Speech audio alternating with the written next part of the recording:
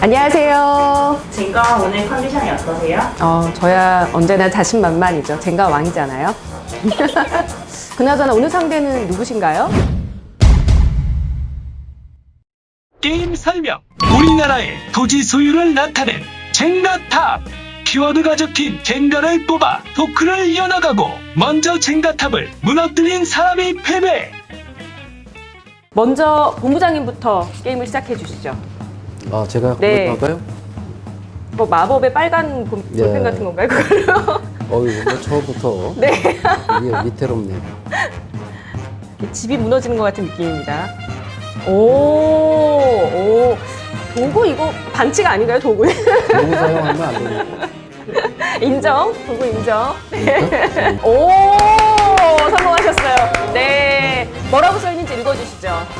이낙연, 주호영. 이 두 인물이 김원동 본부장님의 입에서 많은 이야기가 나왔습니다. 이낙연 총리가 국무총리를 3년 가까운 시간 동안 하면서 본인이 살던 서초구의 집이 8억 정도 올랐습니다. 몇 년 동안요? 3년 동안. 3년 동안 8억. 국무총리라는 자리는 주택정책이나 집값 오른 거에 대해서 상당한 책임이 있죠. 그런 분이 지금 총리를 그만두고 종로의 국회의원으로 당선이 돼서 얼마 전에는 여당의 대표가 됐고 주호영 씨라는 분은 네, 이분 엄청 핫하더라고요. 그분 역시 부동산 3법이 통과되기 몇 달 전에 전에. 네. 아파트를 사서 19억 주고 산 아파트가 지금 23억에 올라서 오! 어마어마하게 해서 어마어마하네. 1년에 한 4억씩 오르는 꼴이죠. 집값을 안정시키거나 좀 거품을 뺄 수 있는 그런 정책을 전혀 받아들이질 않는 원인이 뭔가 하고 찾아보니까 본인들이 본부장님의 말씀이 아니라고 하더라도 자기 소신을 가진 정치를 해야 마땅한 인물들인 그렇습니다. 거니까요. 자, 그러면 다음은 제가 뽑을 차례인데요. 좀 만만해 보이는 게 없네요. 만만해 보이는 게 없네?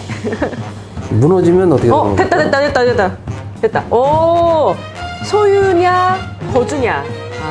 우리나라에서 집에 대해서는 소유의 개념을 흔히들 많이 생각을 하는데 이 개념을 바꿔야 되는 거 아니냐라는 이야기는 오래전부터 있었습니다.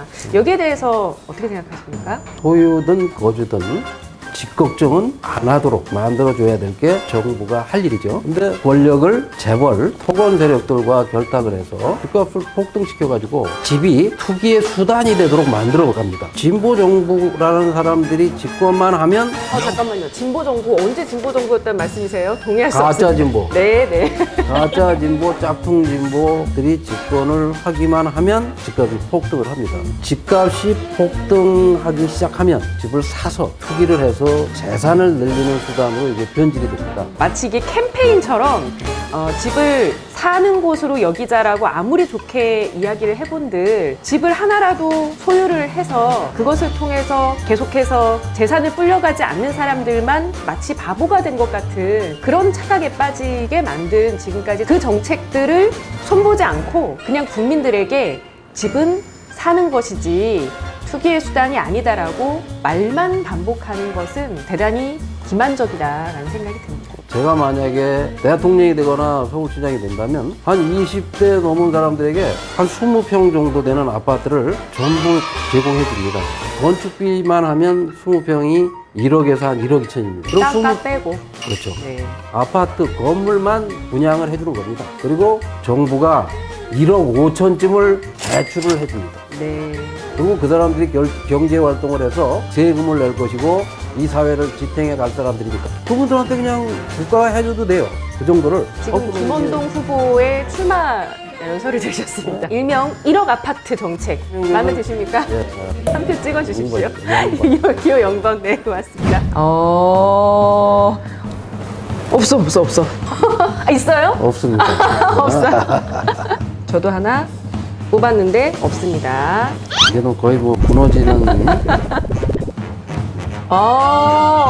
야, 이거 김원동 본부장님 이름입니다. 김원동. 그런 질문 좀 드려야 될 것 같아요. 그렇게 부동산 전문가인데 대체 저 양반은 얼마나 벌었을까? 이런 제가 돈 좀 버셨습니까 부동산으로? 저는 지금 나이가 65인데 어머, 그렇게 많으세요? 이제 몇 번 전세를 옮기다가 집을 하나 샀죠. 그래서 27년째 그 집에 지금 살고 있습니다. 1주택이십니까? 예, 그렇습니다. 아, 네. 송파구 1주택이세요? 똘똘한 단체 아닙니까, 혹시? 하고 볼 수도 있죠. 좋겠습니다. 자꾸 하니까 좀 익숙해지는 것 같아요.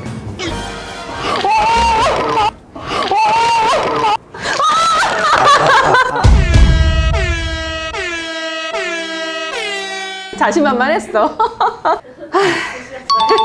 그냥 할까요? 네. 이승만의 토지개혁 뽑았습니다. 왜 난데없이 이승만의 토지개혁이냐라고 생각할 수도 있으실 것 같은데, 건물을 가지면 4-5가지 효과가 있는 나라, 네. 그렇게 법이 만들어져서 운영되는 나라에 개혁이라고 아무리 얘기해봐야 그 개혁을 한두 사람이 할 수 있는 게 아니고 힘이 모여야 됩니다. 이 문제가 해결되려면 정치, 세력, 정치 구조 이거부터 바뀌어야 부동산이나 이 토지 개혁이나 뭐 이런 것들이 가능하지 소수가 이거를 할 수 있는 것은 아니라는 걸 내가 알고 있습니다. 이승만의 토지개혁을 실은 누가 주도했는지 얘기를 잠깐 드려야 될 것 같아요. 이 진보당을 만들었던 조봉암 장관이 농지개혁을 주도를 했습니다.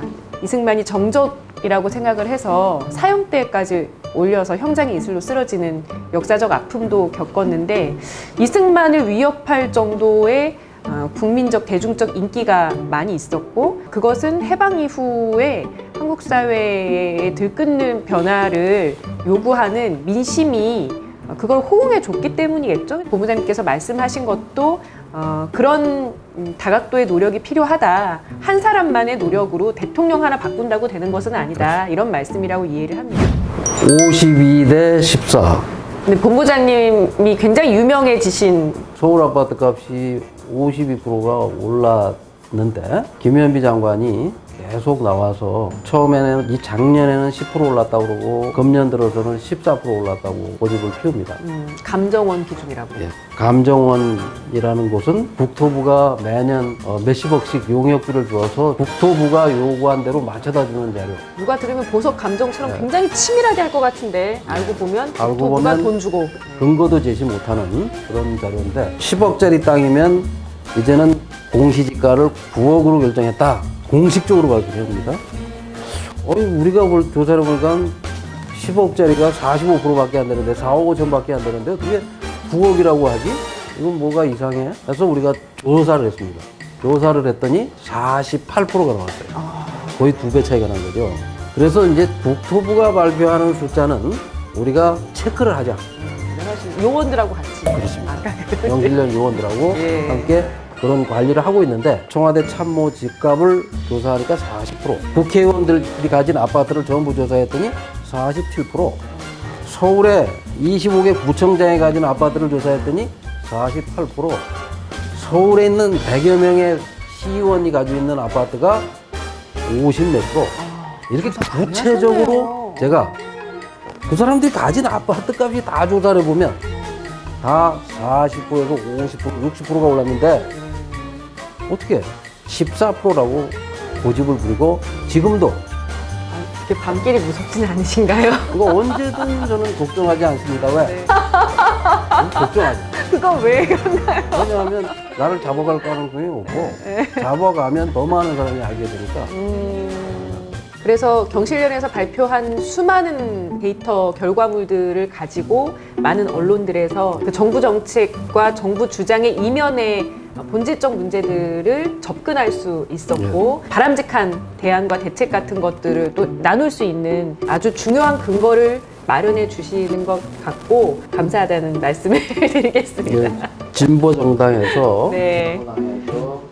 저희 요원들이처럼 네. 많은 데이터들을 가지고 발표를 해주시면 네. 좋겠다.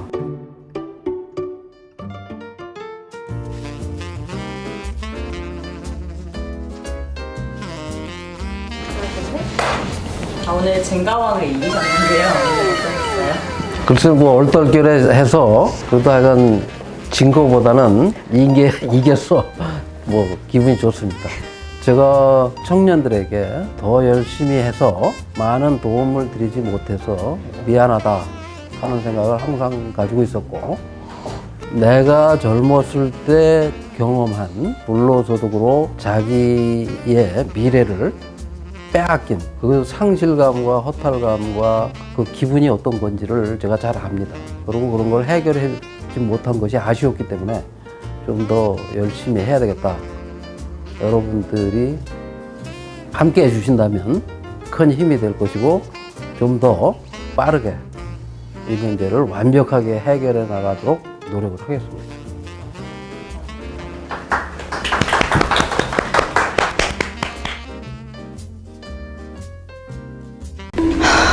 아니 쟁가왕 이게 어떻게 되는 일이에요? 이 쟁각이 시작된 게 83년도인데요. 제가 지금까지 단 한 번도 쟁각에 정답이 없는데 오늘 좀 이상한 것 같아요. 많은 국민들께서 부동산 문제는 대단히 어려운 숙제다라는 인식을 갖고 계세요. 그런데 어찌 보면 해법은 굉장히 간단합니다. 이 부동산 시장이라고 하는 것도 어쨌든 시장이기 때문에 수요가 없으면 되는 거거든요. 근데 그 수요가 지금 집이 모자라서 우리가 살 집이 없는 게 아니라 한 사람이 너무 많은 집을 갖고 있는 것이 문제라면 결국 투기 수요를 없애면 되는 거예요. 불로소득을 환수하고 투기 세력이 가지고 있는 집들을 정부가 매입을 해서 장기 공공 임대주택 같은 것으로 집 없는 사람들에게 모두 배분을 하면 되는 겁니다. 대한민국 헌법 23조에는 재산권의 행사는 공공복리에 적합하게 하여야 한다라고 되어 있습니다. 우리 국민들이 생각하시는 공공복리라는 것, 가족들과 함께 안전하게 행복하게 살아갈 수 있는 한 채 집을 가지고 싶은 것이죠. 그런데 기재부나 국토부나 청와대, 특히 국회 같은 곳에 이 정책 결정권자들은 본인들이 해야 할 일과 정반대의 결정을 내렸다는 것이 너무나 큰 문제였다고 생각합니다. 이것이 가능하게 우리 진보당이 시민 여러분들과 함께 부동산 개혁, 무엇보다 제2의 토지 개혁을 만들어 나가도록 하겠습니다. 다음 쟁가왕 꼭 이길 수 있도록 기대해 주세요.